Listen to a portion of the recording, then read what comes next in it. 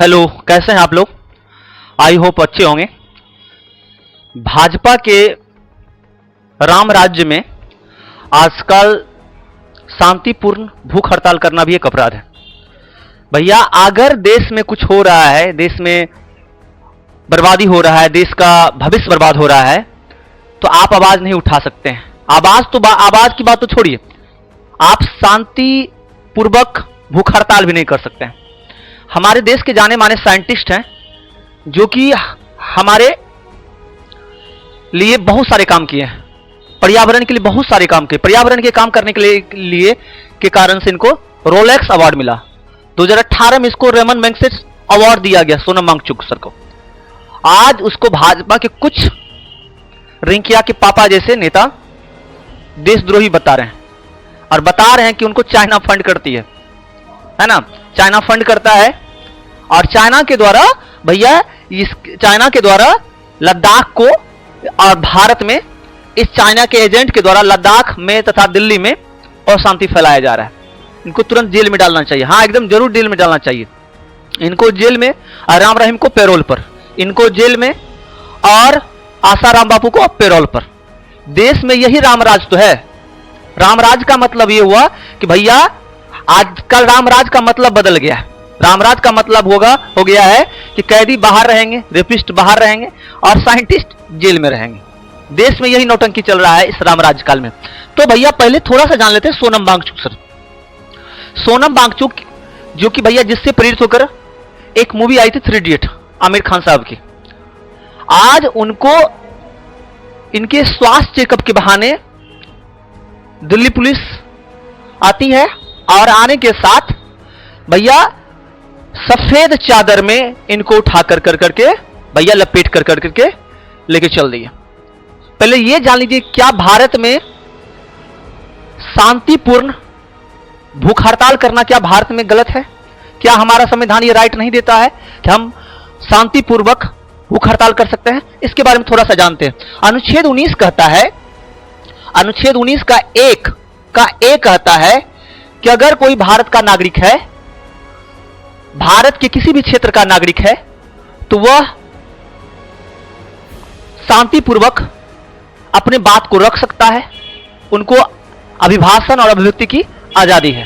और अनुच्छेद 19 का एक का बी कहता है कि उसको भूख हड़ताल करना उसका मूल अधिकार है।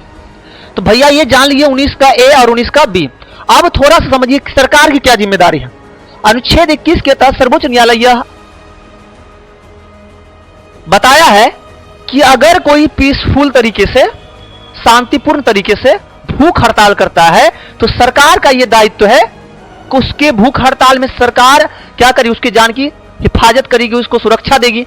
लेकिन यहां तो गायब कर दिया, सफेद चादर में लपेट कर उनको क्या कर दिया, गायब कर दिया। ये जान लीजिए, सफेद चादर आज से 2014 से आया है। आप बोलिए कि सर 2014 से क्यों आया है? आप समझिए कि भैया रोजगार मांगिए, है ना, 2 करोड़ रोजगार सरकार लेके आए कि हर साल 2 करोड़ रोजगार देंगे। इस पे सफेद चादर डाल दिया। चाइना हमको आंख दिखा रहा है, हमारी जमीन को ऑक्युपाइज कर लिया है, इसमें सरकार सफेद चादर डाल दिया। पेपर लीक हो रहा है, इस पे सफेद चादर डाल दिया। वोट चोरी हो रहा है, इसमें सफेद चादर डाल दिया। यानी सफेद चादर का महत्व बहुत बढ़ गया है। यह सफेद चादर सोनम वांगचुक को छुपाने का एक तरीका नहीं था।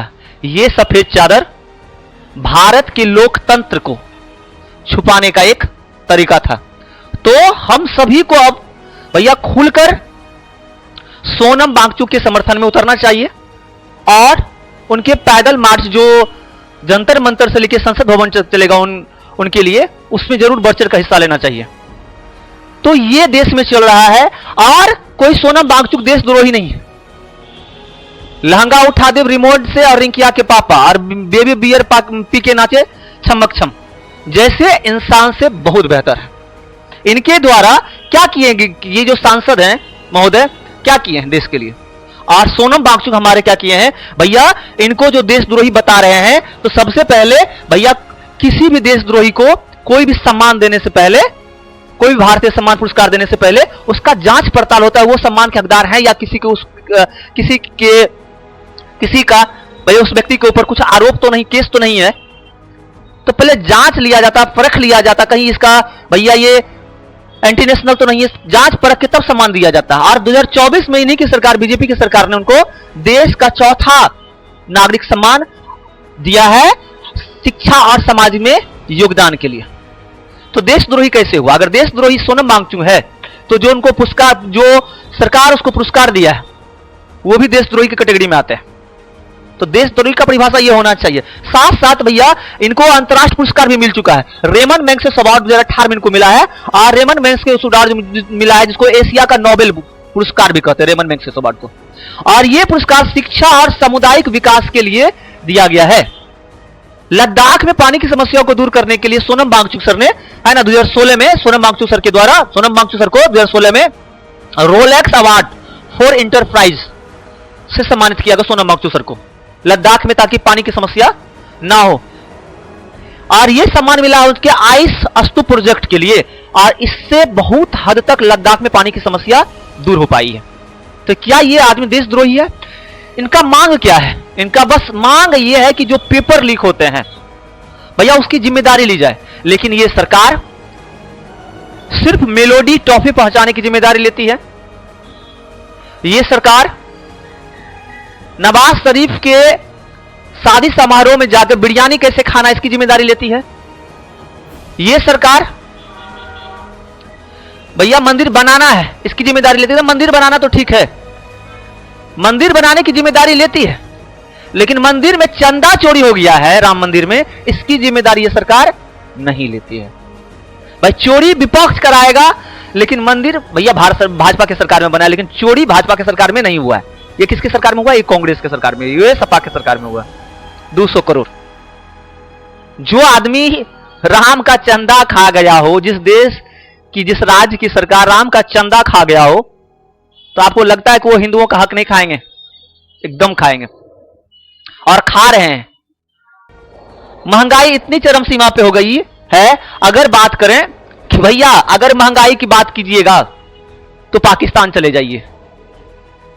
इस सरकार का यही दायित्व रह गया है ना। साथ साथ कमाल का देश बना दिया है मोदी जी ने भारत को। अगर आप पढ़ाई लिखाई की बात करते हो तो आप देशद्रोही हो, रोजगार मांगते हो तो आपको डंडे लगेंगे। साथ साथ करते हैं कि भैया जैसी रोजगार मांगोगे कि भैया रेलवे की भर्ती दीजिए, बीपीएससी टीचर की भर्ती दीजिए, उस वक्त ही देश में क्या होगा? हिंदू खतरे में आ जाएगा। यानी अगर रोजगार मांगे तो पहले तो डंडे, पहले घसीट घसीट कर पीटा जाएगा और हिंदू तुरंत खतरे में आ जाएगा, है ना। क्या आपको लगता है आज भगत सिंह, सुखदेव, राजगुरु जो देश के लिए शहीद हो गए, आज वो भी देखते होंगे तो सोचते होंगे कि कैसा देश बनाकर दिया और इन नालायकों ने कैसा देश बनाकर रख दिया। मतलब हम लोग सिर्फ और सिर्फ यहाँ की इस देश की सरकार सिर्फ और सिर्फ औरंगजेब के कब्र खोदने पे लगी हुई है। चाइना रोबोट बना रहा है, एडवांस रोबोट बना रहा है, चाइना अंतरिक्ष में स्पेस स्टेशन बनाने जा रहा है, और हम लोग कब्र से, गौमूत्र से और गोबर से निकले ही नहीं है। तो क्या हमारा देश इसी तरह से विश्वगुरु बनेगा? वह देश जिस देश में गुरुओं को डंडे से पीटा जाता है, वह देश विश्वगुरु बनने की बात कर रहा है। क्या यह मुमकिन है? वह देश विश्वगुरु बनने की बात कर रहा है जहां के साइंटिस्ट को, जहां के शिक्षक को भैया जेल में डाला जा रहा है और रेपिस्ट को पेरोल पे निकाला जा रहा है। क्या हम इसी तरह से विश्वगुरु बनेंगे? बिल्कुल भी नहीं। तो हम किसी भी पार्टी का अंधभक्त नहीं है, हम देशभक्त हैं, और हमारे लिए कोई पार्टी सर्वोपरि नहीं है। हमारे लिए जो हमारे देश के बारे में सोचेगा हम उसको सपोर्ट करेंगे, ये हमारा दायित्व है। और आइए सोनम वांगचुक सर के साथ मिलकर इस प्रोटेस्ट को सफल बनाते हैं और सरकार को बताते हैं हम पढ़े लिखे लोग हैं, गौमूत्र पीने वाले नहीं। तो इसके लिए भैया कि भैया इनको जो सोनम वांगचुक के सर के साथ साथ अगर देखिएगा कि देश में आजकल हो क्या रहा है। अभी इसरो से 100 साइंटिस्ट इस्तीफा दे दिया इसरो में, जबकि काम करना सबका सपना होता है। और इसरो के साइंटिस्ट इस्तीफा क्यों दे रहे हैं? क्योंकि सारे क्रेडिट यहां की सरकार ले जाती है, साइंटिस्ट को मिलता ही नहीं है। जो सुरक्षा साइंटिस्ट को मिलना चाहिए वो कंगना रनावत को मिलता है, कंगना को मिलता है। तो हमारे लिए साइंटिस्ट इंपॉर्टेंट है या कंगना? यह भी एक सोचने की बात है। इनको Z+ सुरक्षा, Y+ सुरक्षा दिया जा रहा है, नेताओं को Z+ सुरक्षा, Y+ सुरक्षा दिया जा रहा है, और हमारे देश के साइंटिस्ट को क्या दिया जा रहा है? कुछ नहीं। तो यह भी थोड़ा सा यहां पर सोचने वाली बात है। यूं ही नहीं चाइना इतना आगे आ गया, और कुछ साल के अंतर में ही चाइना हमसे पहले आजादी उनको मिली थी चाइना को, लेकिन चाइना आज कहां है और हम कहां हैं? हम गौमूत्र गोबर में फंस के रह गए हैं और चाइना बहुत आगे निकल गया। 70 साल का हिसाब मांगने वाले ये सरकार, हिसाब मांगने वाली ये सरकार 15 साल का हिसाब नहीं दे रहा है। भैया पीएम केयर फंड का भैया हिसाब मांगो तो बोलते हैं ये मेरा पैसा निजी पैसा है जिसको हम चंदा के रूप में जुटाए हैं। क्यों? हम भी 100 रुपया दिए थे उसमें से, और सोचे थे कि इस पैसा का जब आरटीआई मांगेंगे तो पता चलेगा कि इस पैसा का खर्च कहां कहां हुआ, लेकिन नहीं, ये पैसा कहां गया, किस फंड में खर्च हुआ, आज तक किसी को पता नहीं। बहुत सारा आरटीआई लगा है लेकिन किसी का आरटीआई का जवाब नहीं आया। तो ये देश में चल रहा है। मीडिया की तो बात ही अलग है। हमारे देश की मीडिया की रैंक 157वीं है। ये जिंदे धर्मेंद्र को मृत घोषित कर देते, इसका बात ही अलग है। ये पाकिस्तान के जनरल पुलिस को भैया कैद पकड़ करके भारत में ले आते हैं। ये चिप को भैया 2000 के नोट में डाल देते हैं। तो मीडिया का बात करना बेवकूफी है। जितने भी हमारे मेन स्ट्रीम मीडिया हैं वो कोई भी सोनम वांगचुक के प्रोटेस्ट को उतना कवर नहीं कर रहा, तवज्जो नहीं दिया जा रहा है। सोचिए अगर यही मीडिया देश में अंग्रेज के समय होती तो अंग्रेज का फायदा गिनाती कि भैया अंग्रेज का फायदा, अंग्रेज का शासन रहने का क्या क्या फायदा है। जैसे कि आज भारत में भारत सरकार का क्या क्या फायदा है, बीजेपी सरकार का, यह गिनाने में लगी हुई है। तो यह हमारे देश की मीडिया। तो आइए हम लोग मिलकर इस मीडिया का बायकॉट करते हैं और हमारे देश के जो शिक्षा मंत्री हैं धर्मेंद्र प्रधान जी, उसका बायकॉट करते हैं और एकजुट होकर उनका इस्तीफा मांगते हैं। और इस्तीफा देना कितना बड़ा बात है अगर हम कहें तो भैया ये प्रधानमंत्री के ऊपर डिपेंड करता है। प्रधानमंत्री अगर एक जाकर को बोल दिया जाए, प्रधानमंत्री जाकर बोल देते हैं कि भैया इस्तीफा देना है, कोई बड़ा बात नहीं है। लेकिन भैया चोर राजा जब भी बन जाए, जब राजा ही चोर हो, जब शीर्ष नेता ही चोर हो, तो भैया अगले आदमी को क्या कहेंगे? तो चोरी का दौर तो इसी के शासनकाल में भी। विजय माल्या 9000 करोड़, नीरव मोदी पैसा लेके भाग गया, मोहल चोकसी पैसा लेके भाग गया। यानी समझिए देश में सिर्फ चोरों की जमात है और ये हमारे देश को खोखला कर रहे हैं।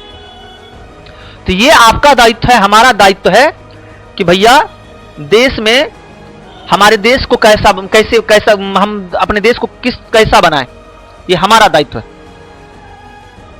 है ना। शेर को पालना उतना महंगा नहीं है जितना एक गधे को शेर के रूप में सजाकर पालना महंगा है। तो शेर हम पाल सकते हैं, लेकिन एक गधा को रोज शेर की खाल पहनाकर, शेर के बाल को पहना कर उसको, उस गधे को शेर बताना, यह हमारे देश में महंगा पड़ रहा है ना। अब इस फोटो को देखिए। अब ये फोटो भैया मीम्स बन रहा है, ये फोटो बहुत ज्यादा वायरल हो रहा है। क्या वायरल हो रहा है कि भाई एक पानी की टंकी पर एक गधा को चढ़ाया गया और इसमें यह लिखा जा रहा है कि यह गधा, यह सवाल नहीं है कि यह नीचे कैसे उतरेगा ये गधा, सवाल तो यह बनता है कि इसे इतना ऊपर किसने चढ़ाया। और यह गधा के लिए बिल्कुल भी नहीं था।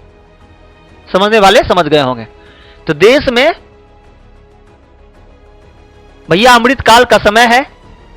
अब तो पकौड़ा भी नहीं तल सकते हैं क्योंकि मोदी जी बोले हैं कि भैया तेल कम खाने के लिए।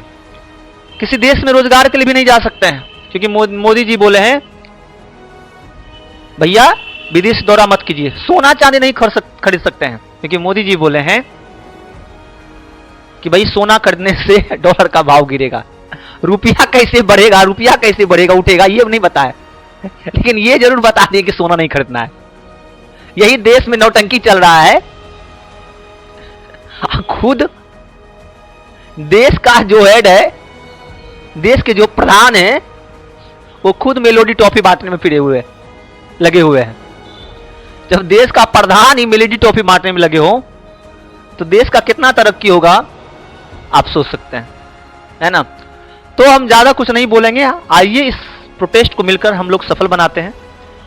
और हम लोग जैन जी हैं, अगर हम ठान लेंगे तो हम सफल जरूर होंगे, है ना। सरकार को झुकना पड़ेगा, हर सरकार को झुकना पड़ा जब जब युवाओं ने अपने हाथ में क्रांति की जिम्मेदारी ली है, तो हर वो सरकार झुकेगी, झुकाने वाला होना चाहिए। तो मिलते हैं हम लोग नेक्स्ट वीडियो में, है ना। जय हिंद।